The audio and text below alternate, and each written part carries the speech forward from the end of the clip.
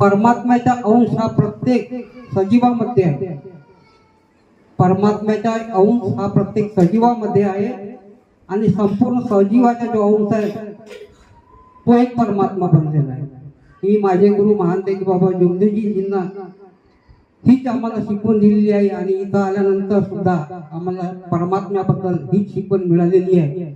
आणि खरोखरच आहे जी माझ्या गुरुंनी शिकवण दिलेली आहे सत्य मर्यादा प्रेमाची।